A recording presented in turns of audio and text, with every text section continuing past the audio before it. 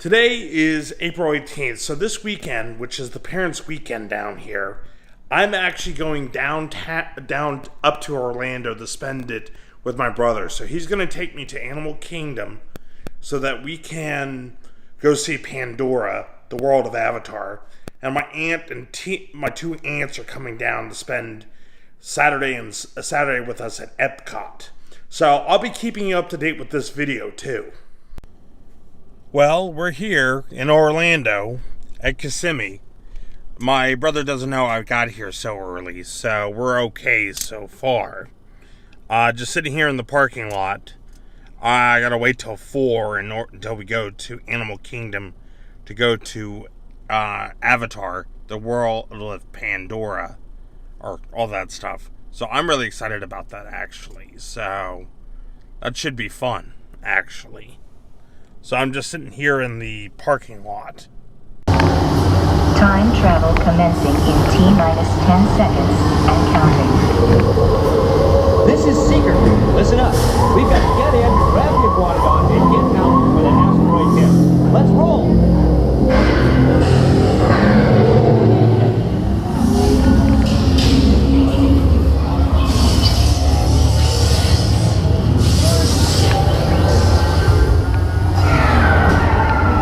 Okay, now, let's go get that dino.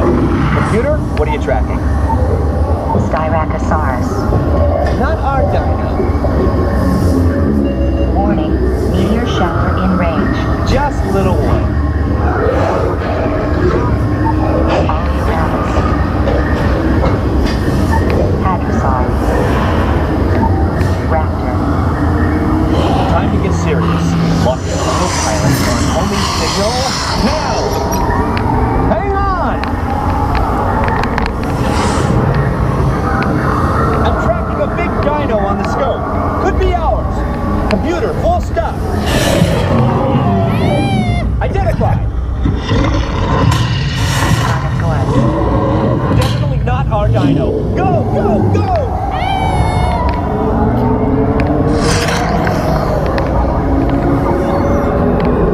Another big guy coming up. Computer. Slow and identified. Sauropod. Still not our dino, but at least this one's a vegetarian.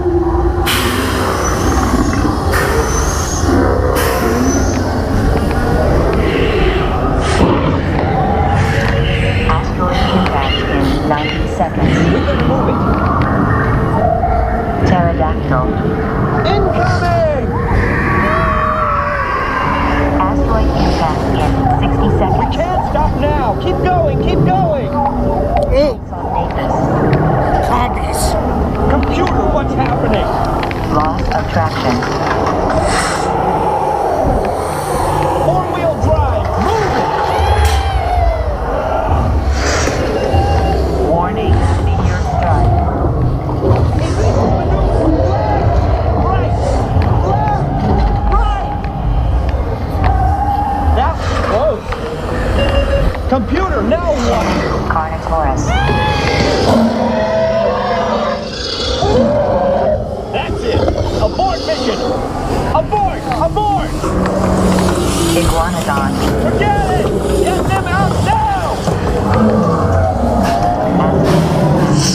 Brace yourself. We're not gonna make it. We're not gonna make it. Mission accomplished. You made it. I knew you would, and guess who made it back with you? I better find him before security does.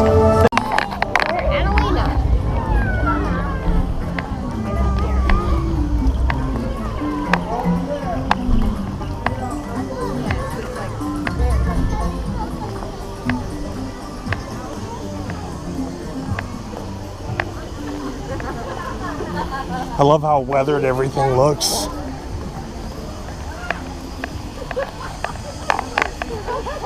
That was another club.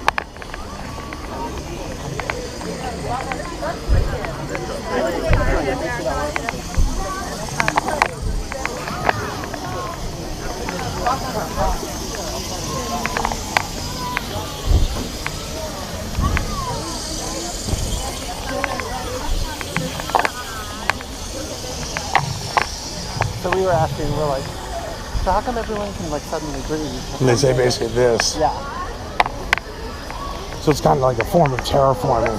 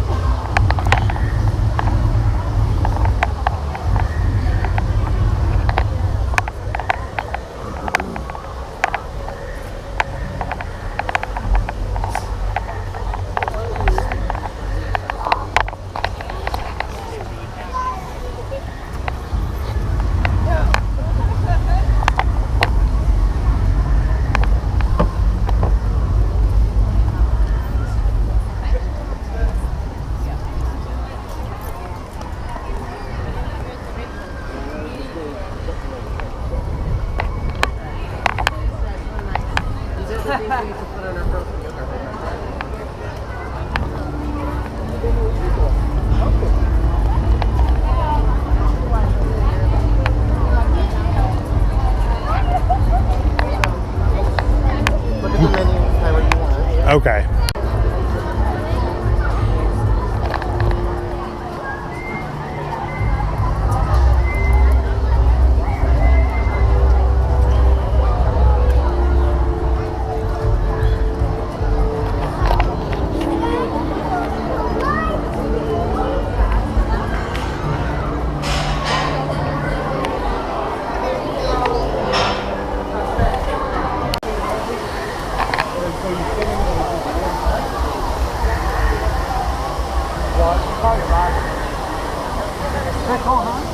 I know.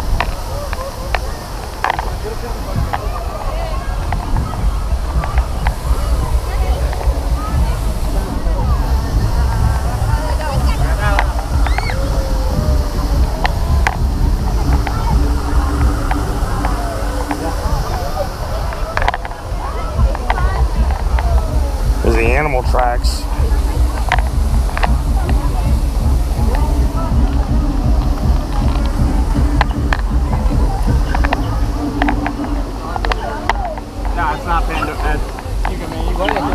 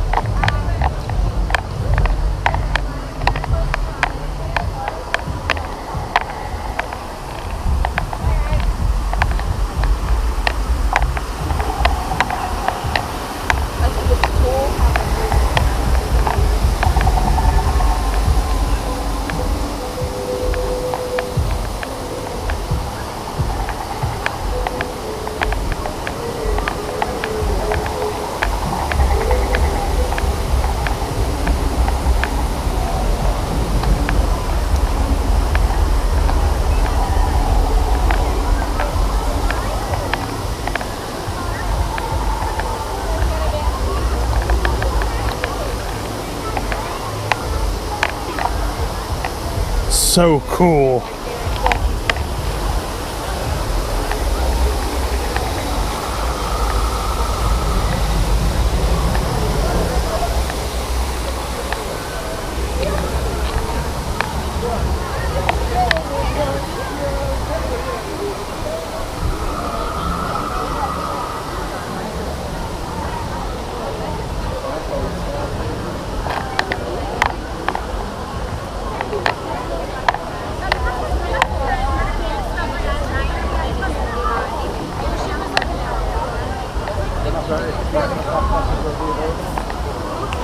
The horns and then bring it back down into their body and disperse it, and then they'll cool themselves off that way. That way they don't overheat. But throughout time they have been used as a sign of wealth. The more cattle they had within the Watusi tribes, the wealthier they were.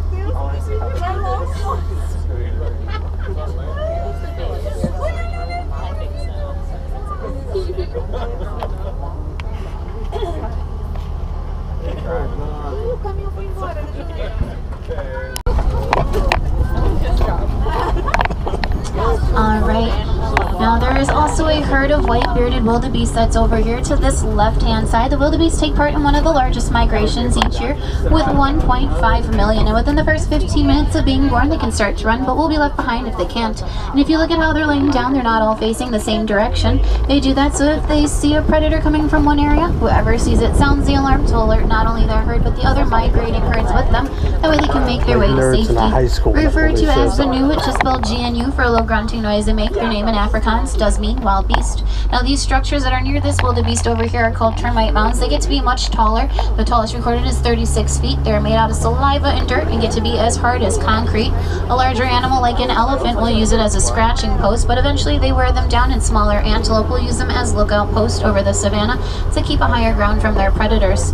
Now I do see a tower of giraffes over here to the left. So we'll stop right about here. Now we can tell that these are a Maasai giraffe. If you look at their coats, they have a very messy, jagged pattern to them. You can see the brown spots in the other coloration of their skin, kind of peeking through the cracks of those brown spots. That's where they get the Maasai name from. Now it looks like a lot of them are sitting. When born, a baby giraffe is 6 feet tall, weighing in at 150 pounds. They double in size to be 12 feet tall by the age of 1, and then 20 feet tall within the next year or so. If you look on top of their heads, you can kind of see they have horns. Those horns are called ossicones. They also have a tongue, being 1.5 feet long. Also the color blue, that way it doesn't get burnt from the sun.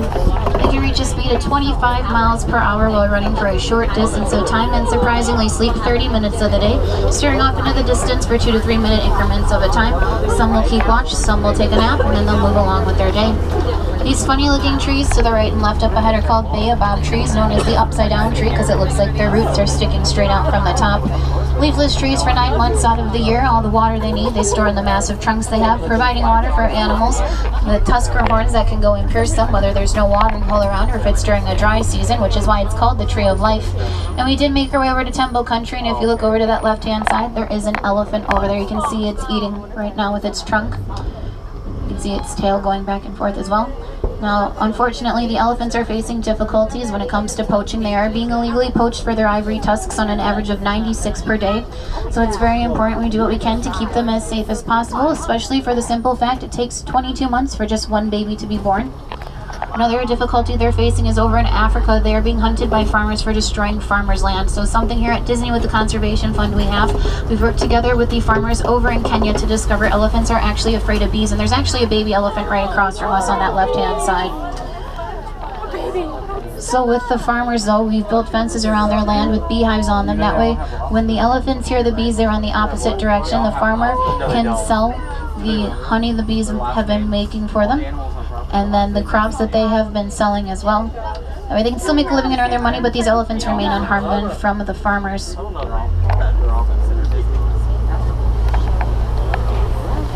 Now as we make our way around this island over here to the left-hand side, there is a flamboyance of greater flamingo.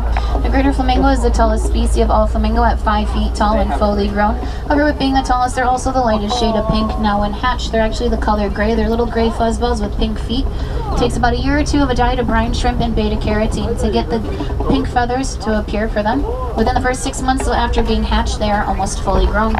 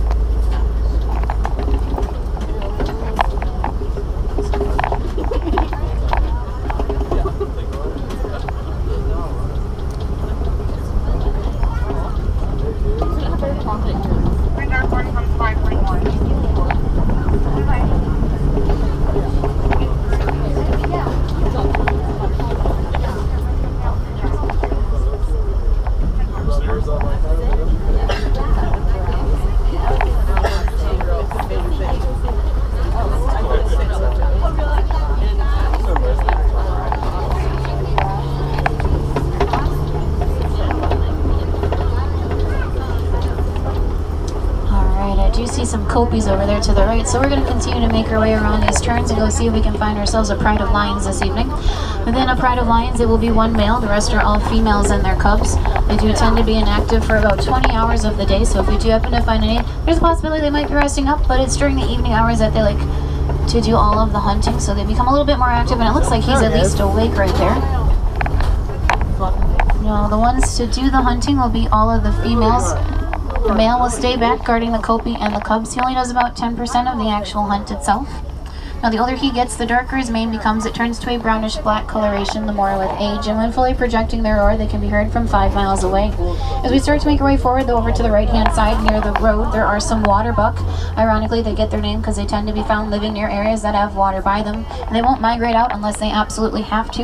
They'll migrate at night, though, because if you look on their backsides, they all have those white rings that reflects the moonlight off of them during the evening hours so they can stay with their herd, but that's how they tell each other apart. Just like we have names, they have the white rings. Now this animal in front of us is called a bontebok. Unfortunately, the bontebok were almost extinct out in the wild. At one point, there were 17. A man was able to get them onto his land and then into a reserve, and because of him, their numbers are back up in the hundreds in the reserve, so at some point in time, we can hopefully get them back out into the wild, into their natural habitats. But they were being illegally poached for their horns, their meat, and their coats. Now the tongue on a lion, like the lions we see over here, are very similar to that of the tongue of a house cat. They have a rough, dry sandpaper texture to it. The only difference is it can actually clean a carcass with one lick, but the little spikes on their tongue is actually going to be spikes of keratin, which is that dry texture that you would feel. Keratin, again, being the stuff to make up our hair, our fingernails, and the horns of a rhino. Now their eyesight on a lion is actually 6 times stronger than ours is as a human being during the evening hours, which is why they hunt at night, allowing them to see what they're chasing down while they reach at a speed of 40 miles per hour while running.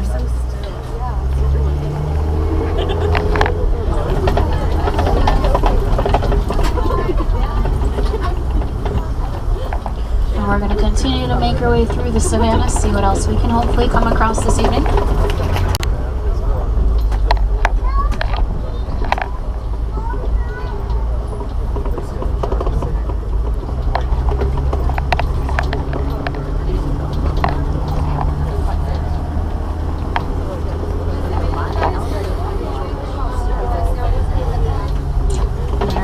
Looks like we're gonna make our way over to Magadi Glen now. Magadi Glen is the newest spot that's here on the reserve. It's always changing, so we never know what we're going to find until we make our way over here. So we'll see what we can luck out on over here this evening.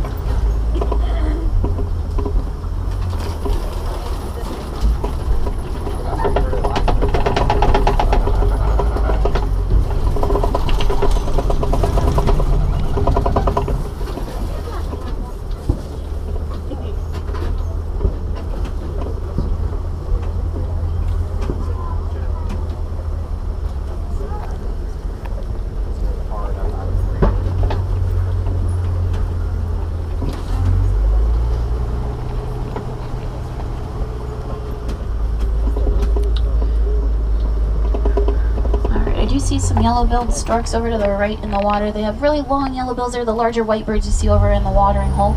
Yellow-billed stork is a carnivorous bird. It's going to eat anything from snakes, lizards, toads, small birds, fish, rodents, crabs, pretty much anything made out of meat that can fit in a long, slender yellow bill that they have is what they'll wind up eating for a meal. Now it looks like these are the gates to the reserve, so we're going to start to head on out and make our way back up to the warden post where I'm going to drop you all off so you can make your way back into the village of Harambe once again. If you want to see more animals though, you can always join us for another safari, as no two are ever actually the same.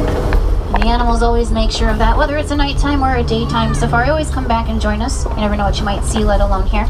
Unfortunately though, for a lot of animals that we did just get to see this evening, a lot that call Animal Kingdom home or don't have that opportunity, that are having issues out in the wild, whether it's due to loss of life, because of loss of habitat, or because of illegal poaching. So it's very important we do what we can to keep them as safe as possible, whether it's donating to a conservation fund or the small things we do in our daily lives, such as recycling our old electronics, our papers, bottles, cans, turning lights off when we leave rooms, maybe not running the water as long as we normally do. All those small things we do in our daily lives, we can always switch up a little bit, so that way we don't have to have their habitats continuously being torn down as quickly as they are.